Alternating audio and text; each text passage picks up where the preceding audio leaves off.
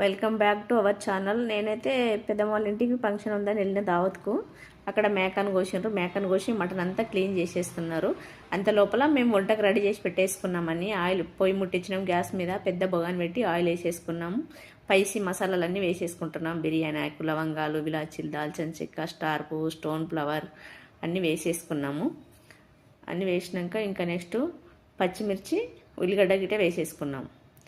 ఉల్లిగడ్డ వేసి ఉల్లిగడ్డ మంచిగా బ్రౌన్ కలర్ వచ్చే వరకు ఉడికించుకోవాలి. ఆయిల్లోనే గోల్డ్ బ్రౌన్ కలర్ రావాలి. గోల్డ్ బ్రౌన్ కలర్ వచ్చినాక అల్లం పేస్ట్ తీసుకున్నాం. అల్లం పేస్ట్ అయితే ఇంట్లో తయారు చేసిందే, బయటిది కాదు. బయట చేస్తే టేస్ట్ అంతగా ఉండదు. ఇంట్లో తయారు చేసింది వేసుకుంటున్నాం. మటన్ కాబట్టి కొంచెం ఎక్కువనే వేసుకోవాలి అల్లం పేస్టు. అల్లం పేస్ట్ వేసినాక అలాగే పసుపు గిన మన కర్రీకి సరిపోయినంతగా వేసుకోవాలి. సరిపోయినంత వేసుకొని అల్లం పచ్చివాసన వేయేంత వరకు ఆయిల్లోనే ఉడకనివ్వాలి.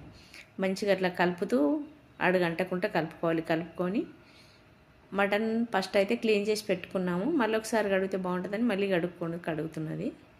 ఫస్టే నీట్గా కడిగేసి పెట్టుకున్నాము. కడిగి ఇప్పుడైతే అందులో వేసేసుకుంటున్నాం మటన్ అంతా మొత్తం వేసుకున్నాక ఒక 2 నిమిషాలతో పాటు ఉడికించుకోవాలి.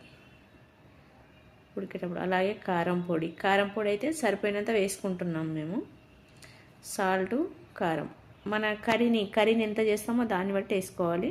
అలాగే టమాటాలు, మసాలాలు, ధనియాల పొడి, జీలకర్ర, కొబ్బరి పొడి అన్నీ కలిపి మసాలాలు పట్టినాము. పుదీనా, కొత్తిమీర.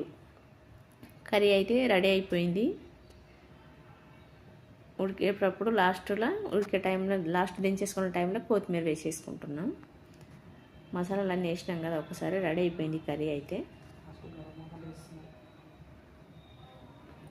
అయిపోయింది గరం మసాలా. ఇగో రైస్ దించేసినాము. మటన్ కర్రీ అవన్నీ ఇంకా వీడియో చేసినాం, సపరేట్ ఉన్నాయి. ఇది చికెన్ కర్రీ, వైట్ రైస్. మా వీడియో కానీ మీకు నచ్చితే షేర్ చేయండి, లైక్ చేయండి, సబ్స్క్రైబ్